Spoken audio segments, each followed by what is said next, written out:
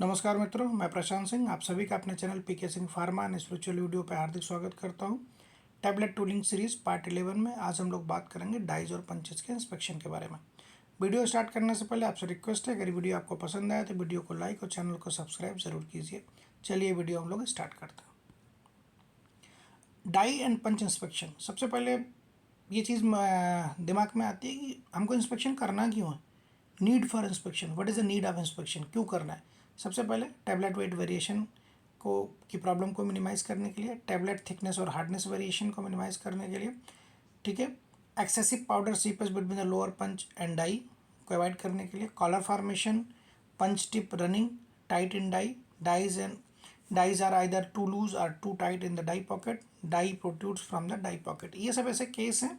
इस केस में हमको टैबलेट का इंस्पेक्शन पंच का डाई और पंच का इंस्पेक्शन करना पड़ता है। अगर वेरिएशन आ रहा है टैबलेट के वेट में तो उस केस में भी हम उसको इंस्पेक्ट करते हैं। थिकनेस में हार्डनेस में वेरिएशन आ रहा है उस केस में भी हम उसको इंस्पेक्ट करते हैं।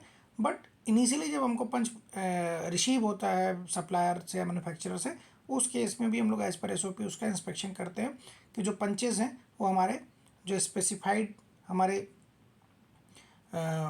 मेजरमेंट्स हैं या गाइडलाइंस के अकॉर्डिंग उसका जो भी क्राइटेरिया है उसमें फिट हो रहा है कि नहीं हो रहा है, उसमें मैच कर रहा है कि नहीं कर रहा है, वो हमारे SOP का पार्ट होता है।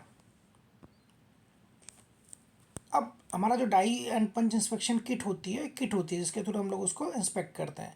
तो उसमें क्या क्या होता है, उसमें एक डायल गाज होता है, डायल गाज होता है, कंपरेटर स्टैंड होता है जिसका लिस्ट काउंट होता है 0.01 mm और उसका रेंज होता है 10 mm तक।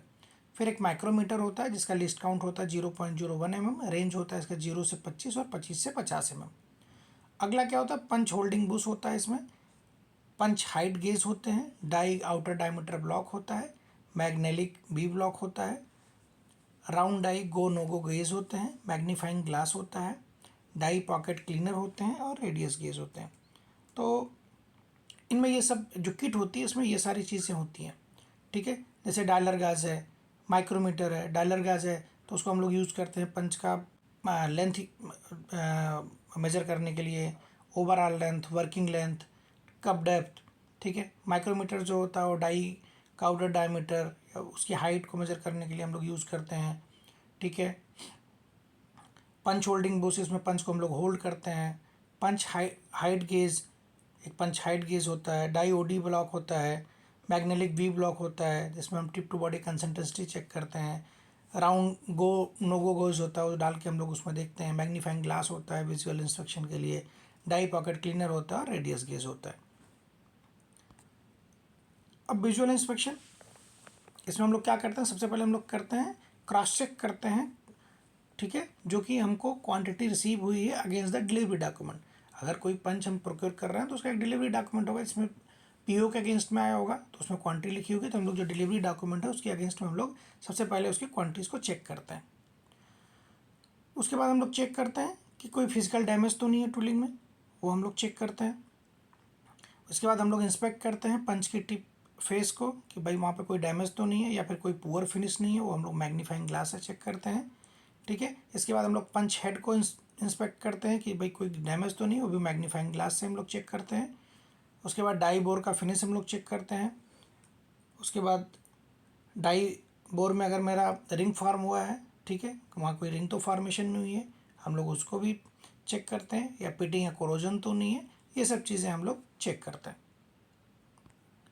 अब हम लोग क्या क्या क्या इंस्पेक्ट करते हैं, डायमेंशनल इंस्पेक्शन फॉर पंचेस हम लोग क्या करते हैं, हम लोग टिप का साइज़ चेक करते हैं, बैरल का डायमीटर चेक करते हैं जो कि हमारा डिफरेंट टूलिंग के हिसाब से अलग अलग होता है, ठीक है। BB का अलग होता है, B का अलग होता है, D का अलग होता है, DB का अलग होता है। जैसे BB की बात करें तो 19 mm मेरा पंच का होगा, 24 mm मेरा डाई का आउटर डायमीटर होगा। मैं B की बात करूँ तो 19 एंड 30.16 होगा, डी की बात करूँ 25.4 एंड 30.10 होगा, DB की बात करूँ 25.4 एंड 30.16 होगा, ठीक है। ये हम लोग पैरल का डायमीटर जो होता है वो हम लोग मेजर करते हैं।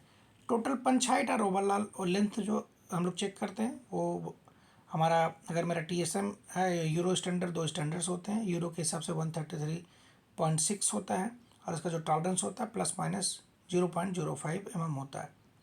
वर्किंग लेंथ का जो टॉलरेंस होता है वो 0.025 mm होता है। अब दो चीज़ें आती हैं कि टोटल ओवरऑल पंच का लेंथ और वर्किंग लेंथ क्या होता है। तो अगर मैं ओवरऑल लेंथ की बात करूँगा तो टिप के सरफेस से लेके हेड फ्लैट के बीच का जो डिस्टेंस है वो मेरा ओवरऑल पंच लेंथ है। वर्किंग लेंथ क्या होगा, हेड फ्लैट से लेके, ठीक है, टिप, जो मेरी टिप होती है, ठीक है, टिप का जो कर्वेचर होता है उसके अंदर बीच का जो डिस्टेंस होता है वहाँ से हमको पकड़ेंगे, वर्किंग लेंथ होता है वो। तो कप डेप्थ क्या होता है, actual length minus working length is equal to cup depth होता है। टिप टू बॉडी कंसिस्टेंसी ये हम लोग चेक करते हैं, ये 0.025 mm से ज़्यादा नहीं होना चाहिए इसका जो टॉलरेंस है। ये जो होता है ये हम लोग जो चेक करते हैं हम लोग, ये हमारा जो मैग्नेलिक बी ब्लॉक होता है उस पर रख के हम लोग चेक करते हैं। इसके बाद हम लोग हेड का इंस्पेक्शन करते हैं, उसमें गो नो गो गैस डाल के देखते हैं। तो ये मेरा हमारा पंचेस के डायमेंशन थे। अब हम बात करेंगे कि जो हमारा डाई है उसका हम लोग क्या इंस्पेक्शन करते हैं। हम लोग क्या करते हैं, डाई हाइट मेजर करते हैं जिसका टॉलरेंस है ±0.01 mm, ठीक है, आर 0.00 और माइनस 0.02 mm। डाई का आउटर डायमीटर 0.0 से लेके -0.01 mm तक ये हमारा टॉलरेंस होता है। डाई बोर कंसिस्टेंसी ये नॉट मोर देन 0.025 mm होना चाहिए। डाई बोर जो होता है वो हम लोग गोनो गो गैस से हम लोग उसको चेक करते हैं। अब डाई का आउटर डायमीटर हमारा टूलिंग के हिसाब से अलग अलग होता है। बी का अलग होगा, बी का अलग होगा, डी का अलग होगा, डी बी का अलग होगा, डिपेंड करता है, ठीक है। इसके पहले मैंने पंच के केस में आपको बताया था, अगर बी है तो उसका 24 mm होगा, ठीक है, एंड बी है 30.16 है, एंड डी है तो 38.10, एंड अगर डी बी है तो हमारा डी बी है तो 30.16 होगा। अब फ्रीक्वेंसी ऑफ इंस्पेक्शन की फ्रीक्वेंसी क्या है, अब ये डिपेंड करता है इन हाउस स्पेसिफिकेशन। एक्चुअल में जो सप्लायर होता है वो ऐसा कुछ देता नहीं कि भाई मेरे पंच का लाइफ इतना ही होगा, बट सम कंपनीज क्या करती हैं कि वो एक शेड्यूल फॉलो करती हैं कि जैसे मेरा 10 मिलियन टैबलेट अगर मेरा हमने कंप्रेस कर लिया, ठीक है, तो वो उसके बाद फिर हम इंस्पेक्ट करेंगे। इंस्पेक्शन का जो फ्रीक्वेंसी है वो इन हाउस होता है कि हमको कब करना है कब नहीं करना, वो हम डिसाइड करते हैं अपनी इंटरनल एसओपी के हिसाब से। वही हम ऐसा कोई रिकमेंडेशन नहीं देता कि आपको 6 महीने या 5 मिलियन 10 मिलियन 20 मिलियन के बाद आपको इंस्पेक्ट करना है। ये हमारा टोटली बेस्ड होता है इन हाउस स्पेसिफिकेशन पे। जैसे कुछ कंपनियां हैं वो करती हैं कि भाई 10 मिलियन अगर टेबलेट मेरा कंप्रेस हो गया हो, ठीक है, तो हम इंस्पेक्शन करेंगे। या फिर कुछ कंपनियां ऐसी हैं जो है डिसाइड करती हैं या कि पंचेस जो हैं अगर वो 1 साल तक यूज़ नहीं हुए, मोर देन 1 ईयर, तो हम उसका इंस्पेक्शन करेंगे। मीन्स क्राइटेरिया दो टाइप के होते हैं, या तो उतने मिलियन 10 मिलियन जैसे आफ्टर कंप्रेशन ऑफ 10 मिलियन, एक क्राइटेरिया ऐसा होगा कि 10 मिलियन टेबलेट अगर मेरा कंप्रेस हो गया उसके बाद फिर हम लोग को इंस्पेक्ट करेंगे। या फिर दूसरा क्राइटेरिया ऐसा है कि अगर पंचेस मेरा 1 साल तक से ज़्यादा यूज़ नहीं हुआ, मतलब 1 साल से ज़्यादा हो गया और वो पंचेस यूज़ नहीं हो, तो उस केस में भी हम लोग उसका इंस्पेक्शन करते हैं। तो इस वीडियो में हम लोगों ने बात किया कि इंस्पेक्शन क्या है, इंस्पेक्शन क्यों करते हैं हम लोग, और जो हमारा जो इंस्पेक्शन किट होता है उसमें क्या क्या चीज़ें रहती हैं। उसके बाद हम विजुअल इंस्पेक्शन कैसे करते हैं, डायमेंशनल जो हमारा पंचेस का होता है वो हम क्या करते हैं, डायमेंशनल चेक में क्या करते हैं, डाई का क्या डायमेंशनल चेक होता है, और फ्रिक्वेंसी ऑफ इंस्पेक्शन क्या होती है। तो उम्मीद करता हूँ वीडियो आप लोगों को पसंद आया होगा। अगर वीडियो आपको पसंद आया तो हमारे वीडियो को लाइक और चैनल को सब्सक्राइब जरूर कीजिए।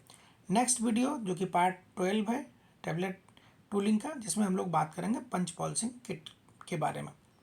हमारे वीडियो को लाइक और चैनल को सब्सक्राइब ज़रूर कीजिए। Thank you very much.